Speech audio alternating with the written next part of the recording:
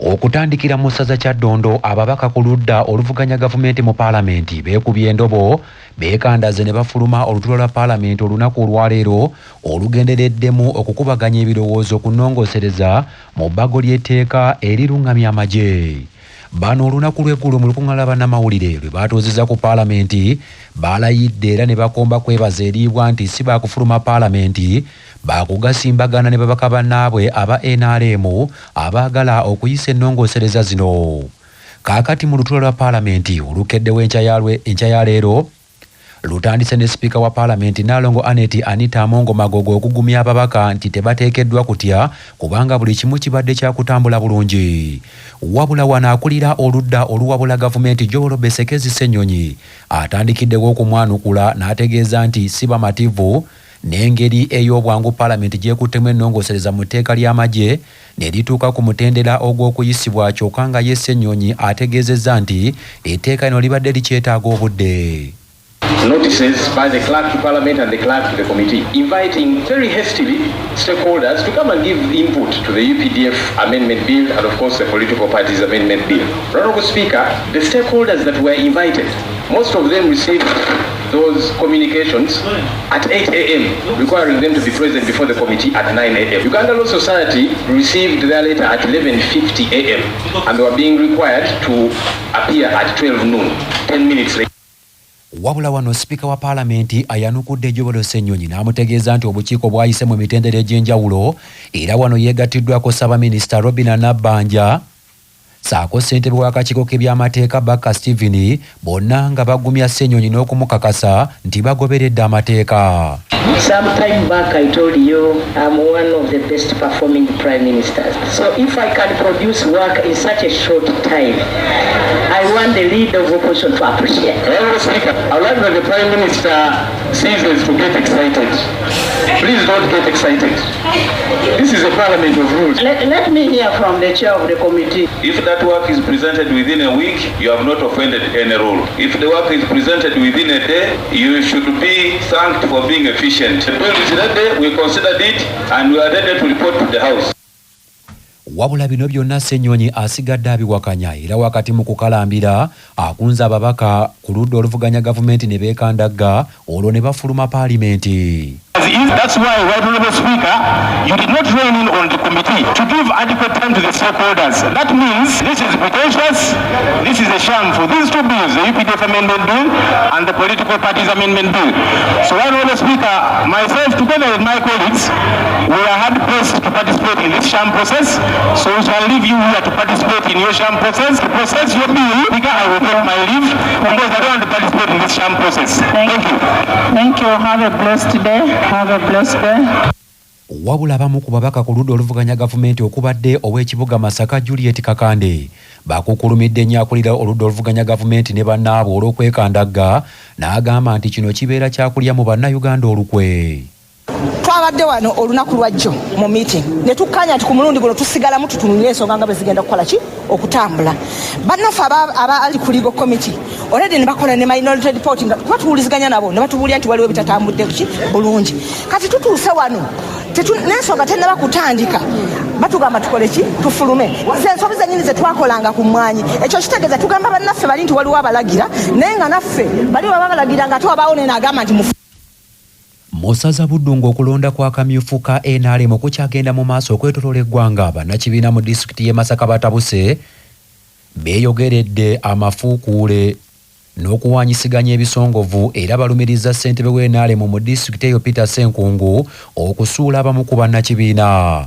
Ssaalongotta Omusange Kayinja yalina ebisingawo. Kino kiddiridde ssentebe wa NRM wa disitulikiti y'e Masaka Peter Ssenkungu okutuuza olukiiko olw'abamawulire ku Tropicana Hotel e Masaka n'ayambalira abakulu mu NRM n'abamagye nti be bavuddeko emivuyo mu NRM e Masaka n'okugisuula. Wabula mu lukiiko lw'abamawulire bassentebe ba NRM abegombolera ennyo ezikola disitulikiti y'e Masaka okwabadde Nkunnyingi Richard owa Buwunga, John Baptist Lwasa Teesi ow'Ekyesiiga, Ajati Nakidde ow'Ekyannamukaaka n'abalala nga olukiiko luno lwatudde ku Solo Heights mu kibuga Masaka. Speaker Bale Mudashiru ow'ekyesiiga yagambye Ssenkungu Peter ssentebe wa NRM Masaka yavuddeko NRM okukyayibwa n'okukola obubi e Masaka nti era ky'ekizibu kya Masaka. Yenkunyingi Richard yalumiriza ssentebe wa NRM Peter Ssenkungu okutunda obugaali bwa NRM obwaweebwa bassentebe b'ebyalo nga teyeehaja Nakidde Zaina ssentebe wa NRM ow'Ekyannamukaaka yagambye nti emyaka 10 Peter Ssenkungu gy'amaze nga ye ssentebe wa NRM talina fulaga beera wa NRM gwe yali ayisizaamu e Masaka. Mwami Peter Ssenkungu yabadde ssentebe wa NRM wa Masaka District. Naye buli muntu avaayo okubaako kyakola mu Masaka District ekiyamba NRM okugenda waggulu alwana naye. Honorable Mubanda omugenzi bwe yajja wano Masaka ng'akola obwannakyewa n'akola emirimu gyonna egisobola okuzza NRM waggulu yamulwanyisa paka kufa. Honorable Kasolo bwazze mu Masaka District okubaako kyakola ne Greater Masaka amulwanyisizza. Kyokka gwe omukulembeze waffe wa Masaka District noba ng'otujolonga bujolonzi kubanga ndowooza pate gye wakulembere ya NRM yakulema okumanya kuba olaba obadde owagira owa DP n'abanga akuwa omusaala gwa buli mwezi kinakuwaza. Wabula bano Peter Ssenkungu naye abaanukudde nti NRM yesinga okumwetaaga nga Ssenkungu. Wano tewali atamanyi nti Kano Samba ali mu kalulu era ali bukulwanyisa abantu bonna balowooza nti boogera ku nsobi z'akola mu project government gye yamuwa. Ekyo tewali atakimanyi ate takirimu yekka okukwata bali Jesutwa n'obawamba ekyakyegaane. Omwana mulenzi atutabudde wano alinga ekizibu ekyajjira ensi yonna tunaakomawa. Salongo Tomusange Kayinja ku CBS ndi mu kibuga kya Ssaabasajja Masaka City. Ate mu ssaza Kyaddondo bannakibiina kya NRM mu munisipali ya Sabagabo Makindye basambira nnyuma nga janzi olw'okulonda obukulembeze bwabwe mu kalulu k'akamyufu ka NRM era ng'enteekateeka yonna ewedde mirembe. Bano balonze mu division 3 ezikola Sabagabo Makindye okuli Bunnamwaya, Ndejje ne Masajja era gye biggweredde nga Ssejjengo Sulaiman bamuzizzako ku bwa ssentebe, omumyuka we ye Nabukenya Christine, Muwanga Yunusu ye muwandiisi, Wamala Sande wa mawulire, Nakabiito Hawa Mwanika, Janati Mahabba y'ow'abakyala ate ow'abavubuka ye Kanaakulya Vincent. Oluvannyuma lw'okulondebwa Sulaiman Ssejjengo ne Janati Mahabba beebazizza nnyo banna NRM olw'okubateekamu obwesige era basuubiza nti baakulwanirira ekibiina. Alo wansi okutuukira ddala we tutuukidde wano ku municipality okulonda kwaddemu okuvuganya okw'amaanyi naye nyinza okugamba nti kwadde kwa kikulu oba olaba nti waliwo bangi abayiseewo nga tebavuganyiziddwa kuba wabaddewo enteeseganya n'empuliziganya wansi eyo nga tetunaakutuuka wano we tutuukidde wano era tubayozaayoza bonna buli omu mu kiti kye alondeddwa n'abo abatalondeddwa tubayozaayoza. So nvunjiridde ddala mu kifo ekituufu kyentegeerera ddala obulungi era bw'oba otunuulidde Makindye Ssaabagabo yenna Mahabba nze nina omukululo n'eriba kkubo ndiyina eririko Mahabba. So ku bakyala kibadde kinnuma nnyo ebintu gyebiri era mpulidde nga njogera no ku myoga mpulidde nga njogera ku PDM. Abasuubuzi abakolera mu kibuga Mityana nga bali wamu n'abakulembeze mu kibuga ekyo beekokodde embeera embi ey'enguudo bagambye nti zijjudde ebinnya ekibaviiriddeko okufiirizibwa. James Kana Sebuguzi.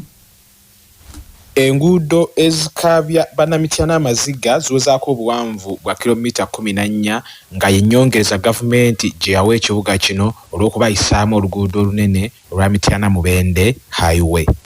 Kati gikunukiriza emyaka 2 nga kampuni ya Enago Project eyali ku mulimu gw'okukola enguudo zino tekyalabikako n'amakubo amatono agali mu kibuga aga kolansi ge baasalawo okuddamu kati gaafuuka ga nfuufu. Bangi ku basuubuzi abakolera ku situti eziyitamu enguudo zino bagamba tebakyakola olw'okuba abaguzi tebakyazettanira olw'embeera gye zirimu.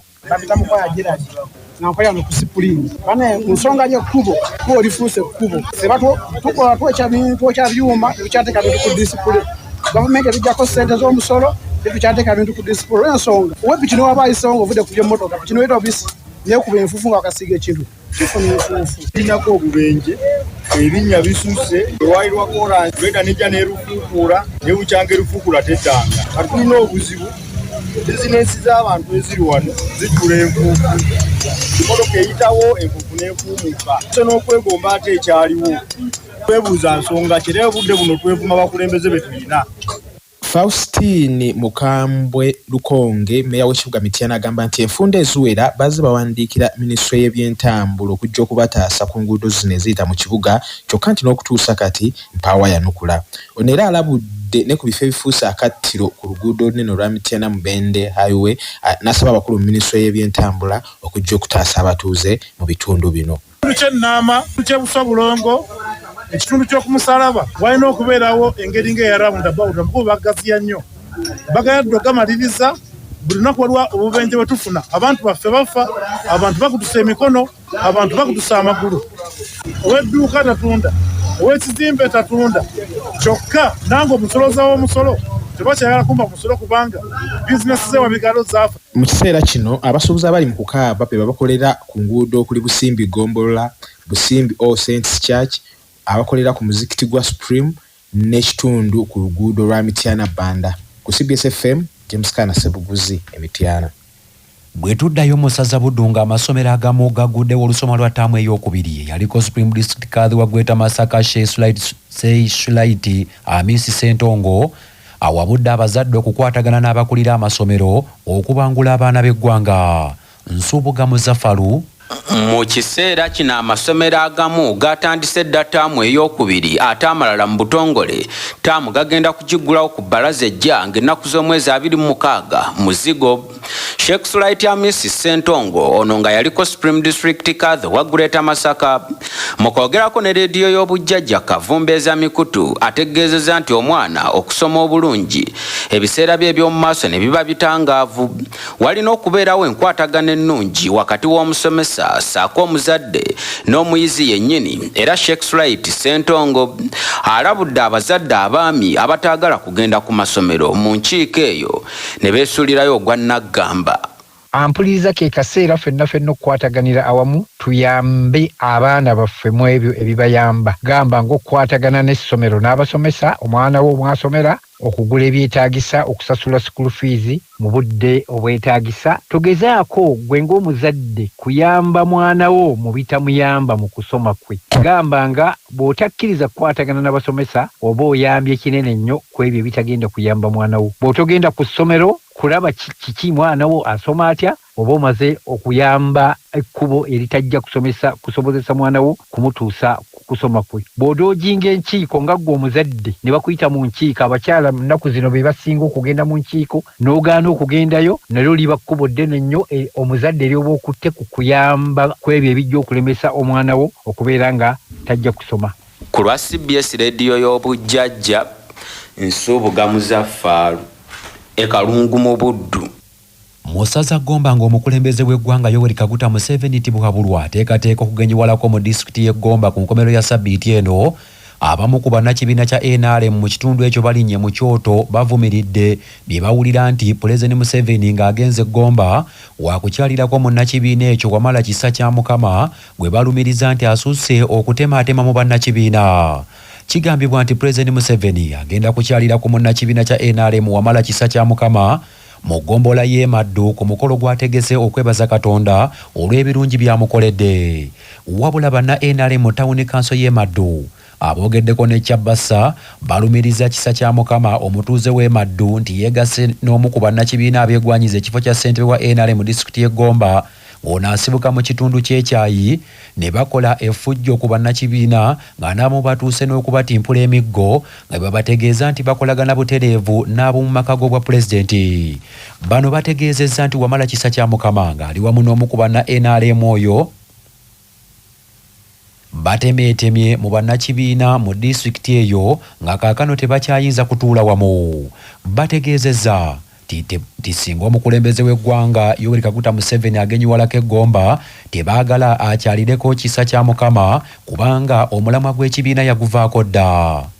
Tuwulira nti ogenda kujja mu Gomba titugenda kukwatagana naawe nga gw'okwatagana n'omuntu eyeebikula n'akunamira Ssaabasajja Kabaka. Ekisanja kiri we baakuba abantu emiggo tewajja kuvaayo kwogera nsonga kyekubisizza bannagomba emiggo ne kaakati ekikuleese eno ozze kutongoza miggo era egigenda otukugwa mu kalulu akajja ng'okwatagana ne Kisa kya Mukama awamu ne Dani Mwesige. Omuntu gw'otambula naye kkiriza nti mukyamu abantu baamugoba tebakyakwatagana naye naye Pulezidenti waffe Museveni tuli eno tuli mu kubonaabona tuli mu kukaaba amaziga taata tukusaba otuviireyo eba NRM sakya Mukama Dani Mwesigye bali eno batusuza tutudde tukikinadde ekibiina kyaffe bakitemyetemyemu kati oluvuvuumu olujja agenda kukyalira mu muvuumu ekitandibadde kituufu ekyo nakyo kigenda kuleka nga NRM kigikubye wala ahabw'ensonga ya kisa kya Mukama na Dani Mwesigye twebuuza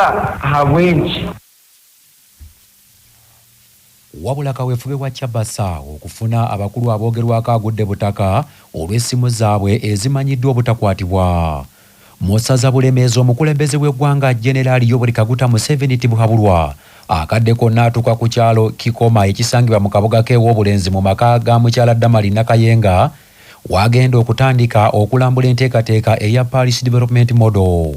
Omusasi waffe Ta Consolata yayina ebisingawo. Enteekateeka z'okwaniriza omukulembeze w'eggwanga mu disitulikiti y'e Luweero zaawedde dda era essaawa yonna atuuka. Ono agenda kutuukira ku kyalo Kikoma mu kabuga k'ew'obulenzi mu disitulikiti y'e Luweero era ono agenda kutuukira mu maka g'omukyala Damali Nakayenga ng'ono maama w'abaana 5 era yaganyulwa mu nteekateeka ya PDM mu mwaka gwa 2022 nga yafuna akakadde kamu era okuva olwo taddanga mabega.